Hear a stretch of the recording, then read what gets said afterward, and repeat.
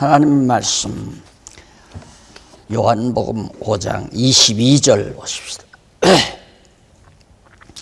교재는 83페이지.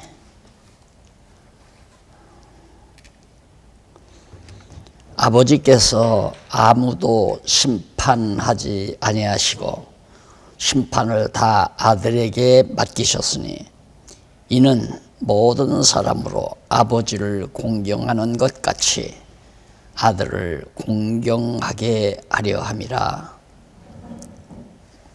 23절 상반절까지 말씀. 오늘은 심판이란 무엇인가?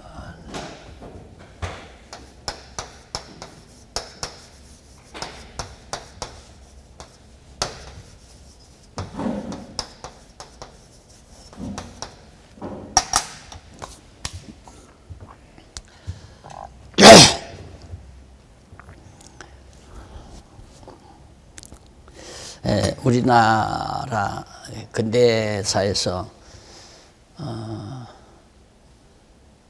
그 외정 치하나 특히 이제 6.25 동란을 통해 가지고 많은 이북에 있는 성도들이 이남으로 왔잖아요. 와가지고 피난 와가지고 그 사람들에 의해서 이제 한국 교회가 사실은 갑자기 이렇게 더 활성화되고 부흥이 됐다고 이제 역사적으로 이제 평가가 되고 있는데, 문제는 이제 이북 같은 경우는 6.25 동란 일어나 공산당이 들어오기 전까지는 정말 평양이 뭐 한국의 예루살렘으로 그렇게 지정할 만큼 주일날이 되면, 일요일이 되면 가게 문 전부 다 크로스하고 전부 부부가 다 성경책 옆구리 끼고 교회를 향해서 가고, 그런 아주 정말 상상해서나 볼 수 있는 그런 풍경이 평양 거리에 있다고 그래요. 그런데 갑자기 공산당들이 들어와가지고 이제 교회를 다 막 핍박하고 막 갖다 잡아다 목사들 죽이고, 그러면서 이제 남침을 하게 되니까 목사님들이 이제 막 교인들하고 같이 남한으로 투체 내려왔단 말입니다.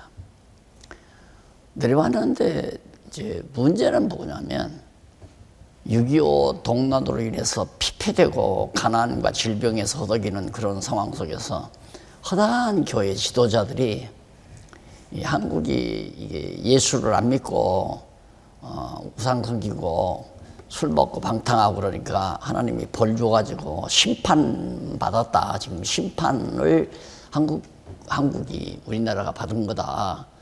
그런 식으로 이제 주로 부흥사들이 이제 부흥에 대해 많이 그런 얘기를 하고, 그래서 이제 그 심판이라는 것이 이제 어떻게 굳어졌느냐면 인간의 잘못된 행위를 하나님이 벌을 준다. 이제 이렇게 이제 심판이라는 걸 아주 각인을 시켜놨어요. 그러다 보니까 이 심판이라는 게 이 목회 과정에서 정말 빼놓을 수 없는 중요한 하나의 이슈가 돼 있어요. 당신 그러다가는 하나님의 심판받아. 당신 그렇게 행동하다가 하나님이 벌 준다. 벌 준다. 그게 이제 심판한다는 얘기거든요. 그런데 이제 우리가 생각해 보면, 아니 평양은 그렇게 모두가 다 예수를 잘 믿고 그렇게 한국의 예루살렘이라는 말을 들을 정도로 그렇게 정말 신앙생활을 잘 했는데 왜 북한은 그렇게 다 망해버리고 북한 교회는 다 망하고 또 정말 남한은 피폐하고 정말 가난에 시달리고 문화 수준이 낮았으니까 6.25 동란 이전까지는 그렇게 자신감 있게 이제 김일성이가 쳐들어온 거 아니겠어요? 이거 정복할 수 있다는 거냐, 인간이 이게. 그런데 남한은 무지하고 무당에 사로잡혀 있고 정말 방탕하고 형편없이 가난에 시달리는 남한은 부자가 돼서 지금 잘 먹고 살잖아요. 지금 현재로 보면 북한은 못 먹고, 지금도 못 먹고 못 살고 있고. 그러면 이게 현실적으로 안 맞다는 얘기예요. 당연히 예수를 잘 믿고 신앙생활했던 이북은 계속해서 번창을 했어야 되고 이게 뒤바꿔졌어야죠. 한국은 피폐하고 정말 우상 섬기고 무속에 찌들린 그런 사회였으니까 더 가난하고 못 살고 그래야 되는데, 그래서 이제 점점 심판에 대한 공갈 협박이 성도들에게 안 먹혀 들어가는 거죠. 그래서 무지한 때에는 그런 말들의 자극을 받아가지고 내가 이러다가는 심판받지, 주일날 교회 안 나가고 가게 문 열었다가는 가게 불 날지도 모른다, 이런 두려움과 공포, 그게 한동안 통해서요. 해봐라. 너 그렇게 주일날 안 나오고 일 바쁘다고 사업장 나가서 사업하고 11조 떼먹고 그 가게 망하나 안 망하나 봐라, 이거 막 공갈 막 진짜 쳤잖아요. 그 하나님의 심판이 그렇게 녹록하지 않은 거다, 막 이러면서 이제 공갈 협박을 다시피. 그래서 이제 제가 이 심판이란 무엇인가라고 하는 주제를 이렇게 내세운 이유도 바로 그런 배경에 있습니다. 그래서 이제 사실 8.15 해방 이후에 판도는 확 달라져 버렸죠. 북한과 남한이. 잘 살던 북한은 피폐되고 못 살고 하나님 경외하냐 신앙생활을 잘 안 하지 하던 남한은 부유하게 잘 먹고 잘 살게 되고, 그러면서 이제 교회가 부흥되니까 그걸 어떻게 갖다 보면 이렇게 열심히들 교회가 부흥이 돼가지고 새벽마다 나라를 위해서 기도하고 민족을 위해서 기도하고 하니까 하나님께서 축복해서 이렇게 잘 산다. 그럼 왜 그렇게 교회가 지금 점점 망해 들어가요? 1년에 한 50개씩이다 문 닫아. 아니 5,000개 교회가 문 닫는다는데 1년 동안에 이것도 안 맞는 거예요. 그러면 이게 심판이 믿어지지 아니하면 그 다음 나가서 하나님도 못 믿어지는 거고 교회도 못 믿어지는 거고, 하나 못 믿어지면 다 못 믿어지는 거예요. 다 의심 가는 거죠. 예를 들어서 회장 목사님이 나한테 하나 실수하게 되면 전에도 좀 의심이 가고 그 전에도 의심이 가고 그런 거랑 똑같은 거 아니겠어요? 그래서 심판의 의의가 뭔지를 한번 살펴볼 필요가 있죠. 그래서 너무나도 이제 심판이라는 용어가 남발이 되고 잘못 각인이 됐단 말입니다. 모든 사람에게. 그래서 심약한 사람일수록 이제 그 심판의 굴레에서 못 벗어나는 거죠. 그러면 그냥 물론 이제 적극성 있는 성도도 있지만은 그 중에는 심약한 성도들, 이 성도들은 항상 심약한 성도는 죄의식에 사로잡혀가지고 하나님의 심판 때문에 내 남편도 예수를 안 믿고 저렇게 술바지하고 내 자식도 앞길이 안 열리고 우리 가정이 하나님의 심판을 받아서 이런다. 이런 이제 죄의식에 사로잡혀 있는 사람들이 새벽마다 나와서 그냥 울고 눈물 바람하고 열심히 이렇게 하는 분들이 많단 말입니다. 그런데 그게 바로 이제 목사님들의 입장에서는 저 성도가 믿음이 참 좋다, 이렇게 평가하는 거죠. 그 성도는 지금 죄의식에 사로잡혀서 고통스러운데, 이런 것들도 지도자들이 심판에 대한 그 올바른 의미를 잘못 가르치고 전달을 잘못했기 때문에 잘못된 게, 나는 그걸 10대 후반부터 느끼고 살았으니까요. 그냥 늘 괴로운 거예요. 교식 때문에. 예, 초등학교 때 배운 그것이 각인이 돼가지고 뭐 크게 무슨 뭐 남의 뭐 강도질하고 살인 강도질하고 이런 건 아닌데, 학교 다니면서 배고프니까 뭐 나 왜 오이밭에 가서 오이 따먹거나 그렇지 않으면 뭐 여학생을 보고 뭐 가슴이 울렁울렁 했다거나 이런 것들이 다 들으니까 전부 죄라 그게. 그게 바로 뭐 간음죄라는 거죠. 그러니 어려서부터 그렇게 가정에서 대대 3대 1까지 이제 신앙적으로 지도를 받다 보니까 그게 막 각인이 돼가지고 그 죄 지었으면 천국은 못 가는 건데 그리고 천국 가기가 부자가 이제 뭐 천국 가기는 어렵다 이런 얘기들도 전부 다 각인이 돼가지고 종합적으로 야 이건 나는 천국을 못 가겠구나. 결국은 천국 가려면 이제 성자가 돼야 된다는 그런 생각으로 이제 생각이 점점 이제 뻗어져 가는데 그러니까 괴롭죠. 성자는 안 되지. 죄 문제도 정리가 안 되지. 그래서 이 종교에 잘못 접근하게 되면요. 완전히 도리어 더 죄에서 해방받는 게 아니라 죄의 포로가 돼요. 죄의 노예가 된다고요. 그래서 항상 사로잡혀 있고. 왜? 그 심판이라고 하는 무서운 형벌이 앞에 딱 기다린다는 그것 때문에. 그래서 보편적으로 사람들이 생각하고 있는 심판은 내 행위에 대한 형벌로 그렇게 봐요. 내가 악한 행위를 하면 반드시 심판이 온다. 그러니까 일반 그 도덕적인 관념도 그렇고 일반 종교에서 다 그걸 강조하잖아요. 덕을 베풀면 다 복을 받고 덕을 베풀지 않으면 자 벌을 받는다. 예, 부모에게 잘못하면 다 벌 받는다. 부모에게 잘해야 다 잘되고 형통하다. 그런데 현실이 안 그렇단 말입니다. 예. 그래서 특히 이제 기독교 이쪽 85페이지에 보면 5페이지 밑에서 10번째 줄입니다. 거기 이제 마지막 문단에 보면 특히 기독교는 하나님의 심판을 교리적으로 아주 중요하게 취급하죠. 모든 인간은 누구나 하나님의 심판 앞에서 자신의 행위를 직고하고 우리가 하나님의 심판대 앞에 서면 내가 졌던 모든 죄를 다 고백한다는 얘기죠. 그래서 고해성사란 말이 이런 데서 이제 착안을 하잖아요. 로만 가톨릭이.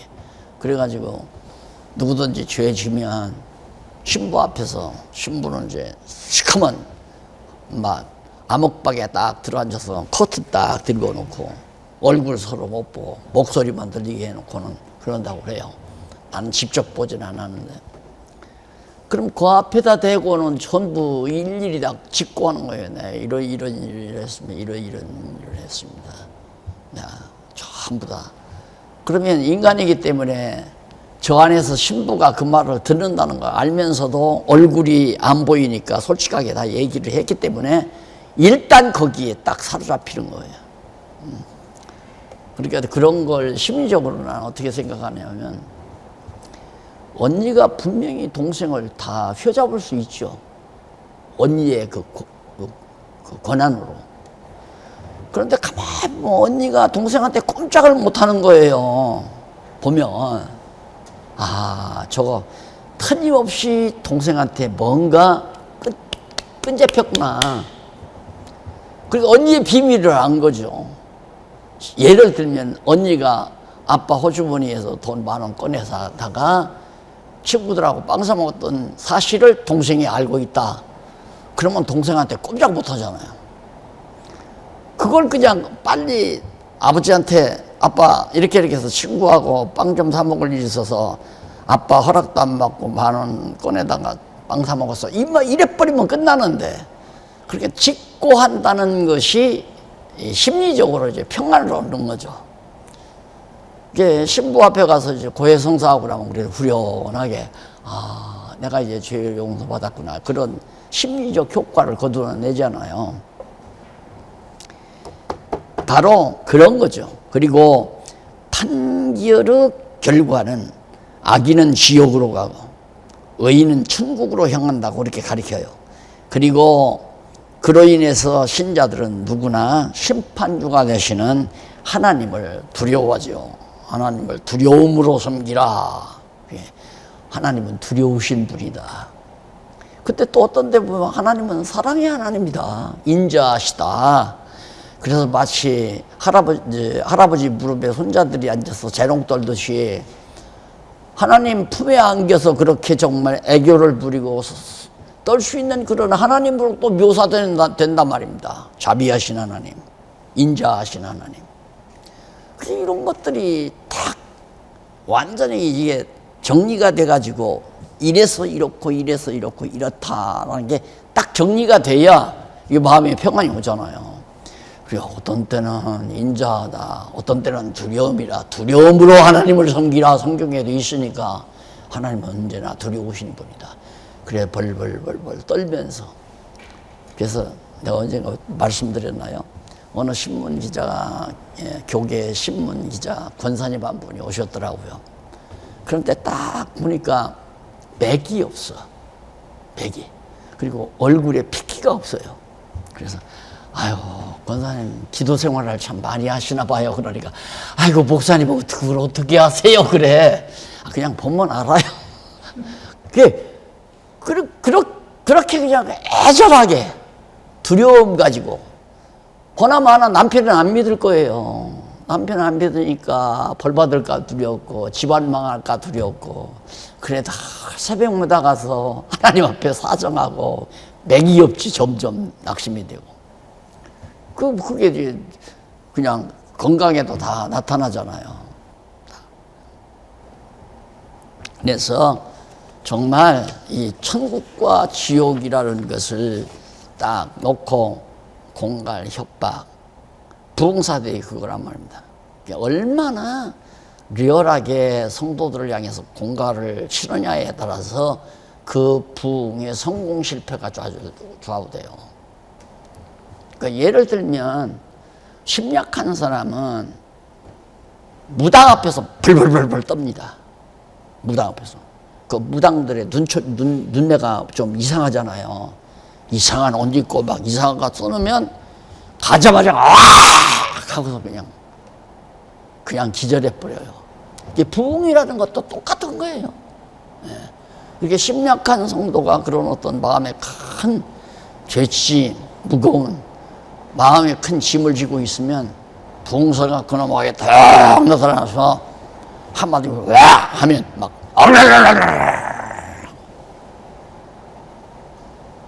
이게 이제 바로 죽음이라는 것, 멸망이라는 것, 심판이라고 하는 무서운 개념이 뇌리를 갖다가 유약하게 만들어 놓으면 이제 그런 현상이 나오는 거예요. 벌벌벌 떨어요. 그 전에 우리 교회 여집사 남편 하나가 암이 걸려가지고 암 긁어내는 여자 어디 저쪽에 하는데 거기를 갔다고 그래가지고 아이고 답답하더라고요. 그래도 집사 남편이 갔다 왔는데 안 가고서 갔는데 그때 마침 이제 안수하러 나온다고 그러더라. 안수하러. 그냥 막 벌벌벌 다 떨어요. 막 팍팍 치고 다닌다.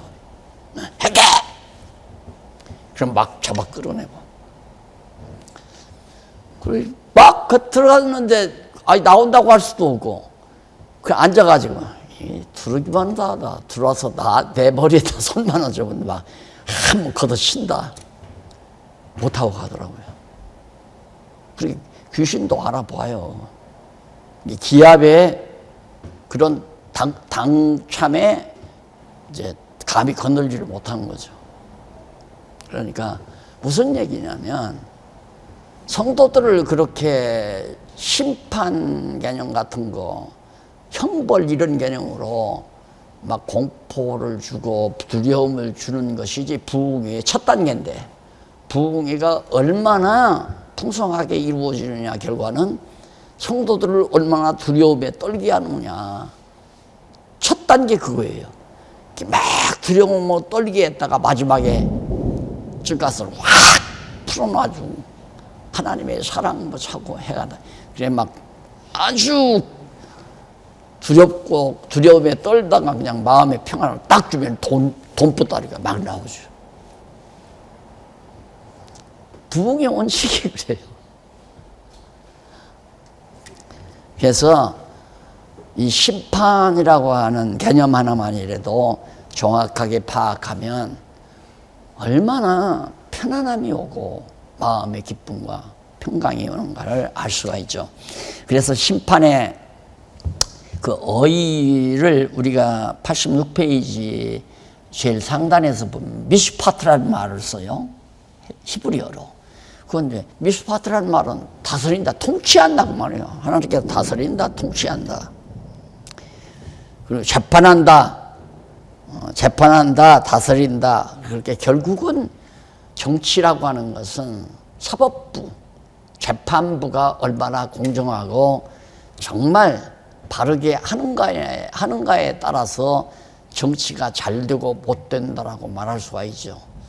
그런데 하나님은 완전히 당신이 사법부, 행정부 다 맡아서 다 하잖아요.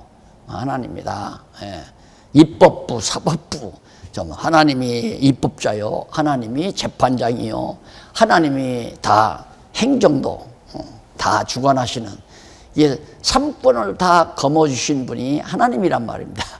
그런데 이걸 교회에서 목사에게 상권을 다 줘버렸잖아요. 목사님들이 모여서 헌법도 만들고, 목사님들이 모여서 재판도 하고, 목사님들이 모여서 행정도 하고, 그러니까 하나님 대행자로 앉아있는 거죠. 자, 그러다 보니까 목사님이 심판도 하는 거예요. 2단이니 3단이니 해가지고, 또는 뭐 면직도 시키고 이렇게.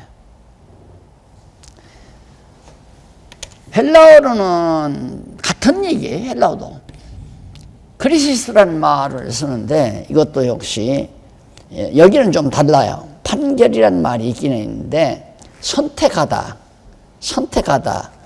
분리하다, 나누다, 선택하다, 판결하다, 뭐 이런 등으로 해서 나오는데, 결국은 선택도 통치 정하는 거죠. 예를 들어서 내가 교육부 장관을 대통령인데, 교육부 장관 선택하는데 대통령이 선택하잖아요. 선택 자체가 통치행위죠. 그다음 분리, 딱딱. 예를 들어 행정부도 뭐 노동부하고 노동부하고 예를 들어서 다른 부서하고 이렇게 나누는 모든 것들도 대통령 권한으로 다 있듯이. 그래서 통치 개념이 심판이라는 말 속에 짙게 풍겨져 있다라고 이해를 하고, 언어 개념으로. 그럼 심판의 정의가 뭐냐? 3번에 보면 심판이라는 말의 정의는 단순하게 정의되지 않습니다. 왜? 너무 많으니까. 예를 들어서 축구 경기장에서 심판이 있잖아요. 심판이 옐로 카드 줄 수도 있고 레드 카드 줄 수도 있고, 심판이 딱딱. 너 이번 너무 과격했어, 너 나가. 이게 이제 심판 경기장에서. 또 운동 경기장에서 이제 다름질하는 사람에게 심판 1, 2, 3등 매기는 심판자가 있잖아요. 그런가 하면 이제 사법부에서 그 범죄자들을 불러다 놓고 억울한 사람의 억울한 심정을 풀어주는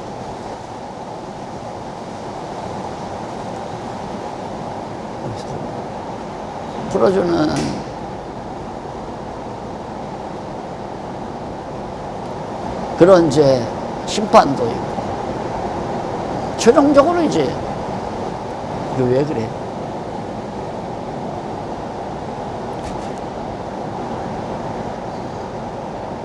밖에서 그러는 거예요?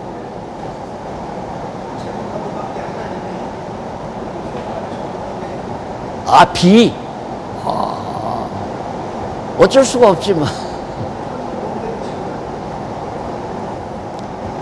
이런 여러 가지 개념들이 있는데, 87페이지 밑에서부터 네 번째 줄 줄바꾼 데 보시면요, 성경은 하나님의 심판에 대하여 아주 단호하게 언급합니다. 그리고 그 정의를 바르게 이해하도록 밝혀주고 있고요. 이를 정의하면 어떻게 되는가? 여기 중요하죠. 창세 전에 작정하신 뜻대로 선과 악을 구별하여 처리하시는 여호와 하나님의 주권적 통치행위다. 예. 창세 전에 작정하신 뜻대로 선과 악을 구별한다.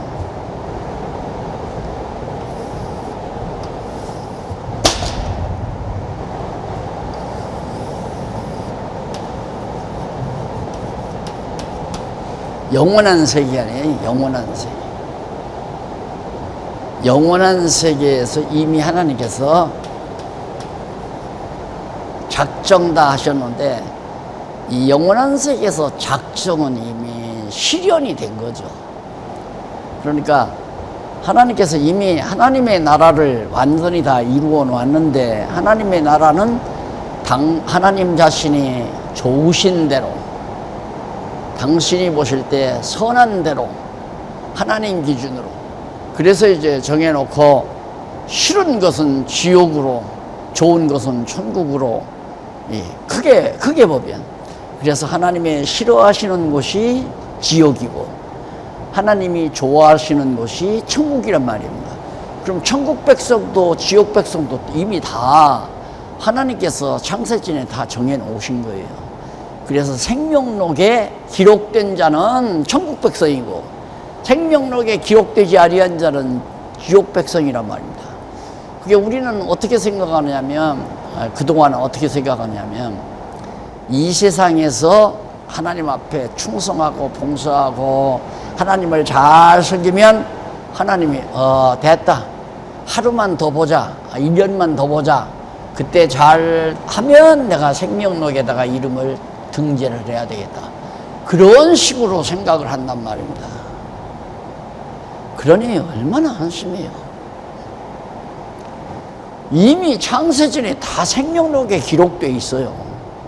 그런데 생명록에 기록되지 아니한 자는 다 지옥으로 보내더라. 요한계시록에 그렇게 나오니까, 생명록의 기록을 이 피조세계에 사는 동안 그때 기록을 했는지 안 했는지 아무도 모르잖아요.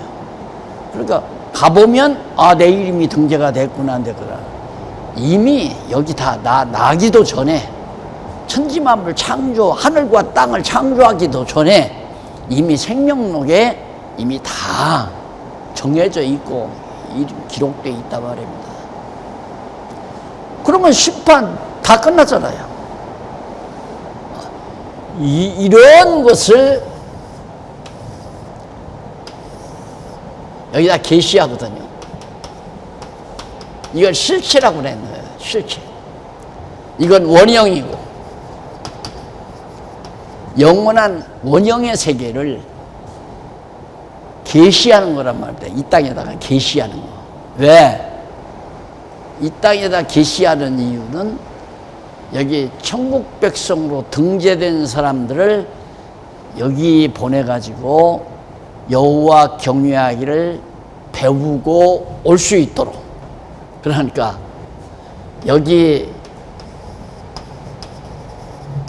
등재된 자가 이 땅에 와서 예수 그리스도를 믿고, 그리고 다시 하나님의 나라, 이 원형으로 돌아가는 거죠.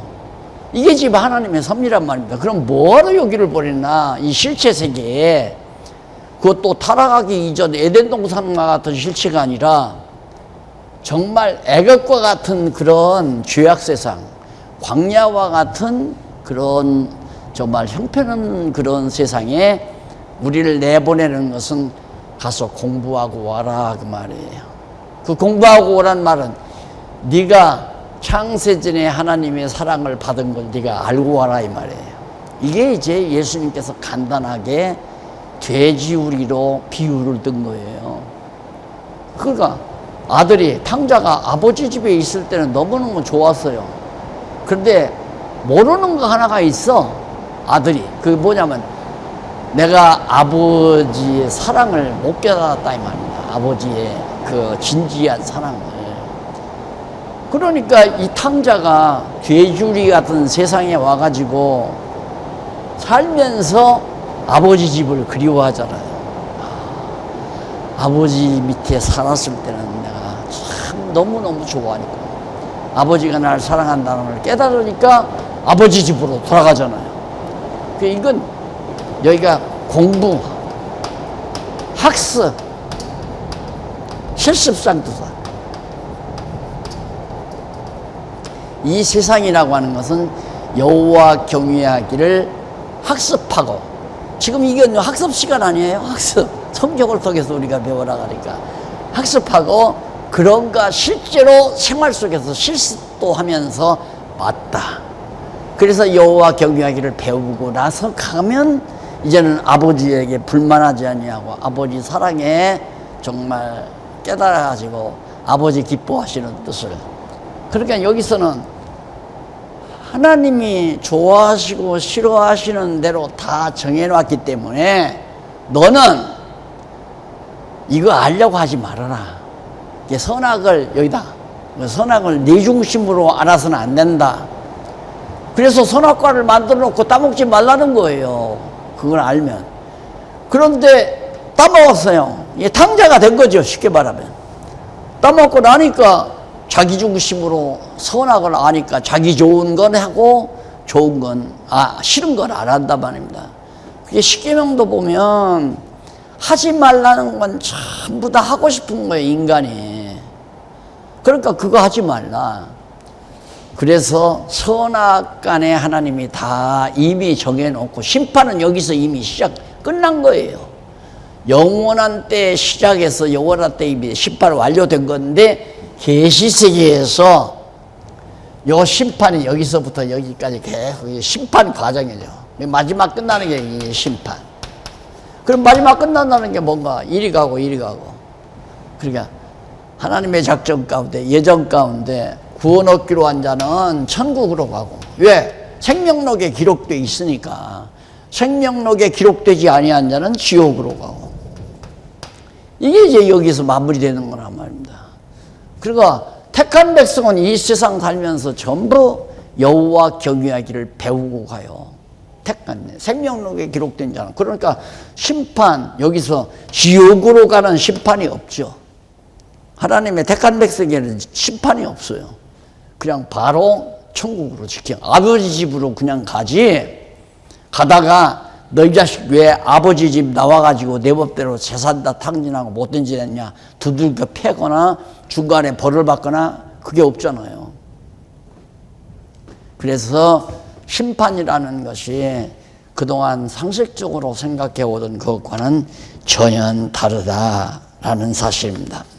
그래서 심판의 대상은 거기 나오잖아요. 한쪽 가로 1번.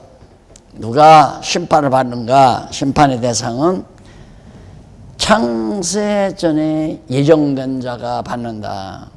그러면 창세 전에 예정된 자가 선택과 유기로 되잖아요. 선택받은 자는 생명록에 기록하고 유기된 자는 생명록에 없는 거고, 이미 여기서 다 정해져 있기 때문에 정해진 대로 마지막 여기 가서도 딱 이제 다 부활해서 생명록에 있는 자는 천국으로 가고 없는 자는 지옥으로 가고. 왜? 다 여기서 생명록에 기록된 자들이 공부 다 끝났으니까 하나님 사랑 깨닫고 가는 거란 말입니다. 그래서 예를 들면 종합적으로 정리를 하십시다. 자, 이렇게 살아가다가 예를 들어서 내가 탕자처럼 아버지 뜻을, 하나님 뜻을 거절을 했어요. 그러니까 사업이 망하고 길거리에 나 앉아요. 이걸 벌 받았다고 그러거든요. 벌 받았다. 그러면 그게 형벌이냐, 아니면 하나님께서 여호와 경외하기를 가르치는 학습 과정이냐, 실습 과정이냐, 어떻게 보입니까? 형벌, 택한 자에게는 학습, 실습 과정이죠. 형벌이 아니에요. 형벌 받으면 다 지옥 가야죠. 그런데 마치 그렇게 다 성도들에게 가르친다고 말이에요. 그러니까 구원에 확신이 없고. 예, 오늘 우리는 내가 뭔가 잘못하니까 어려움이 왔다. 그럼 그래서는 안 된다는 것을 깨닫게 하기 위한 실습 과정이지 하나님이 형벌로 준 건 아니다. 아버지가 탕자 내보낼 때 너 내 사랑을 모르니까 벌 받아 하고 내쫓아가지고 벌 준 게 아니라 가서 깨닫고 돌아오도록, 공부하고 돌아오도록 보낸 것이 돼지우리라 이 말이죠. 그러니 걱정할 거 없잖아요. 어려움이 와도. 문제는 여기서 이제 선택받았냐 안 받았냐 이게 초점이거든요.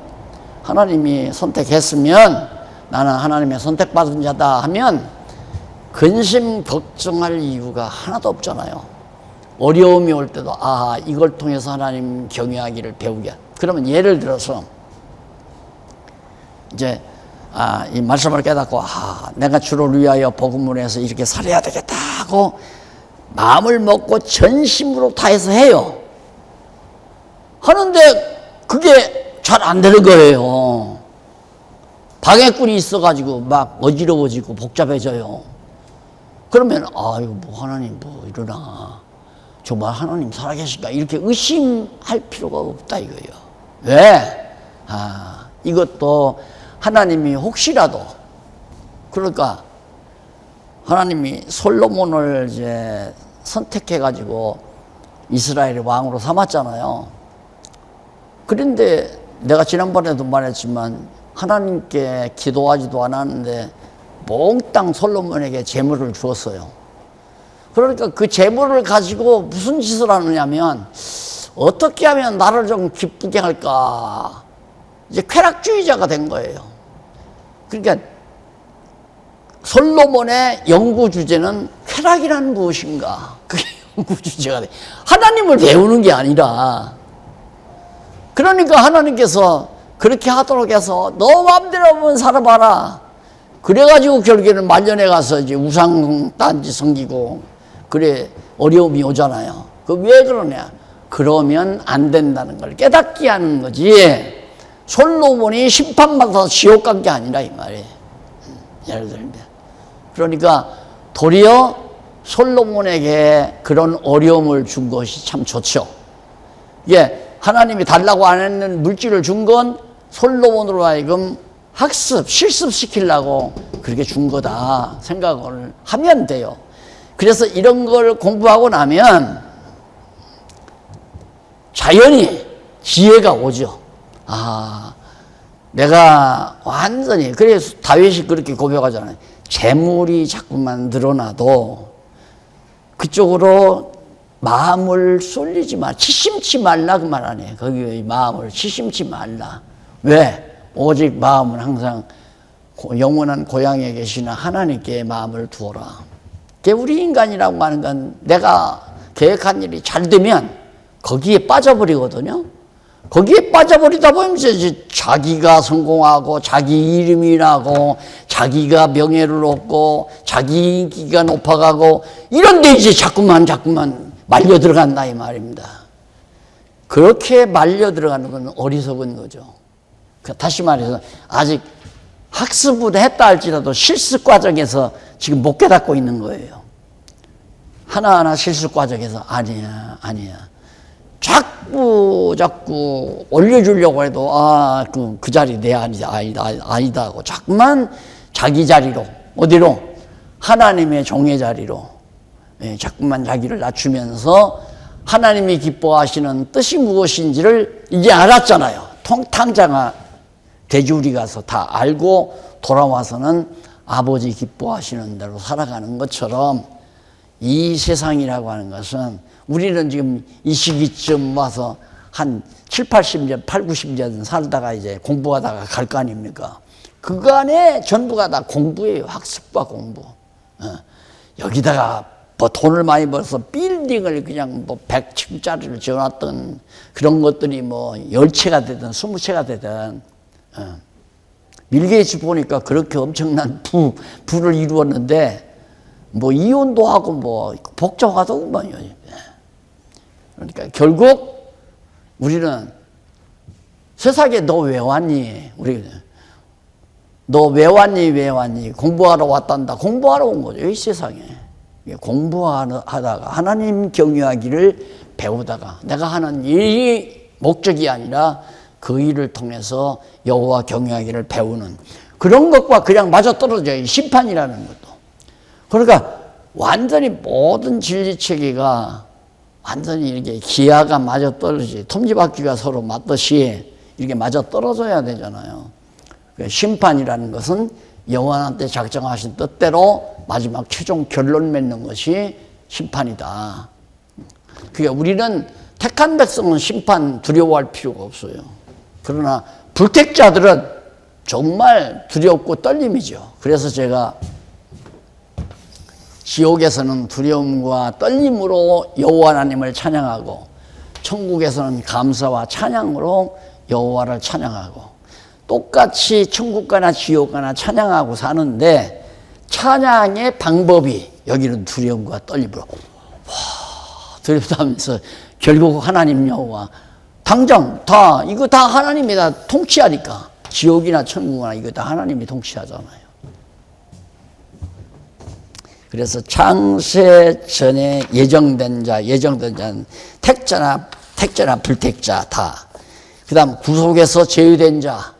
그러니까 지옥으로 가는 사람은 예수 그리스도의 구속에서 제외된 자는 생명록에 기록되지 아니한 사람이 구속에서 제외된 자잖아요.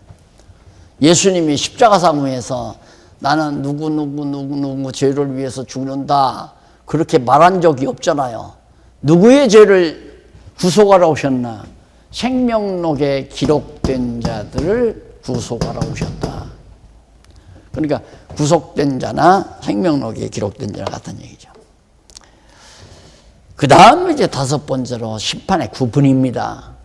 심판의 구분이 있는데 현세의 육적 심판이 있고 그 다음 내세의 영혼 심판이죠. 내세의 영적 심판.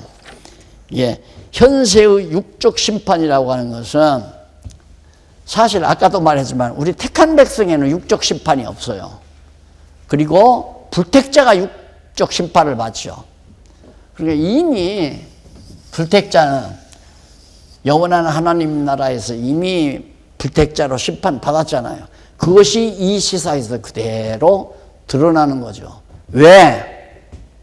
문제는 우리 택한 백성들로 하여금 실습 재료로 쓰는 거예요. 실습 재료로. 그러니까 불택자가 있다고 해서 여호와 하나님을 믿지 아니하고 자기 쾌락을 위해서 사는 모습들을 보아야 하나님을 믿고 여호와 경외하고 사는 것이 얼마나 더 행복한 건가를 깨닫게 하는 좋은 실습 재료죠.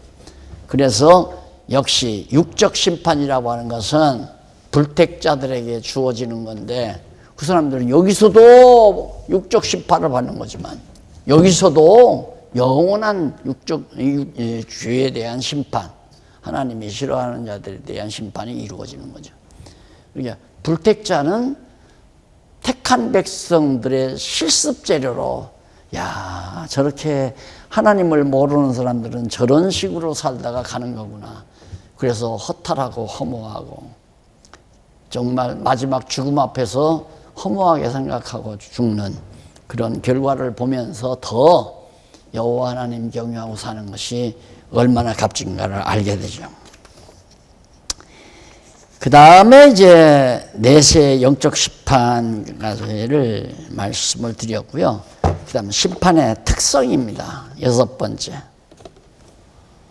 이 심판의 특성을 보면 첫째가 절대 주권적 섭리예요. 심판이라는 것이 뭐 상대적으로 네가 잘하면 천국 보내주고 잘못하면 지옥 보낸다.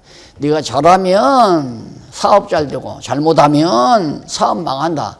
그런 개념이 전혀 필요 없는 거예요. 전혀. 그러니까 불택자는 이 세상에 와서 어두운 속에서 뭐든 잘 먹고 살든 병들어 살든 가난하게 살든 모두가 다 저주예요. 그 사람들은 먹고 입고 나서 살아가는 그 자체가 저주예요. 심판이죠. 그러나 택한 백성은 잘 되든 못 되든 건강하든 약하든 모두가 다 하나님의 은총이에요. 이유는 여호와 경외하기를 배우는 하나의 실습 과정이니까. 그러니까 택한 백성에게는 현실 세계가 공부하는 과정이지만 불택자에게는 이 현실 세계가 심판의 과정이다. 그 다음에 이제 언약 성취 과정이다. 그렇죠. 요 작정된 대로 언약하고 언약대로 그대로 이 땅 위에서 이미 선택받은 자들이 예수를 믿고 하나님의 나라를 이루잖아요. 내가 그러니까 올바른 하나님의 나라의 백성이 됐다는 것은 이미 하나님께서 언약한 대로 이루어지는 건데 그 이루어짐이 이제 이 세상 심판을 통해서 영원하게 이어져 가는 거죠. 영원한 완성으로. 그래서 바로 언약 성취의 결과다. 행위의 결과가 아니라 언약 성취의 결과다. 목적은 뭔가? 그럼 뭐 때문에 심판하는가? 간단하죠. 첫째, 하나님의 영광 선포. 이걸 통해서 하나님의 능력을 선포하잖아요. 그러니까 택한 백성은 이 세상 살면서 하나님의 능력을 보아요. 뭐과 같이 탕자처럼 이 죄된 세상에 돼지우리 가가지고 아버지의 사랑을 자꾸 깨달아 알잖아요. 아버지 집에 가면 먹을 것도 많고 입을 것도 많고 알아요. 그러나 불택자들은 그걸 모르죠. 여기가 단 줄 알고 여기다가 쌓고 여기서 이루고 여기에서 영원 누리고 그러려고 현세에서 다 생각하니까. 그러나 택한 백성은 완전히 하나님의 영광을 드러낸 거니까 이런 세상에, 이 엄청난 세상에. 그래서 영광을 선포하기 위해서 심판하는 거고, 최후 심판은 여기서 이제 하나님의 영광이 최고로 드러나는 거죠. 그냥 물어볼 것 없이 지옥으로 다 쓸어버리고 짐승권세를 비롯해서 거짓 선지자 전부 다 집어넣어버리잖아요. 그게 하나님의 영광이다. 그래요. 하나님의 택한 백성들은 천국으로 다 이끌어가시고. 그래서 결국 두 번째는 하나님의 영광 찬양입니다.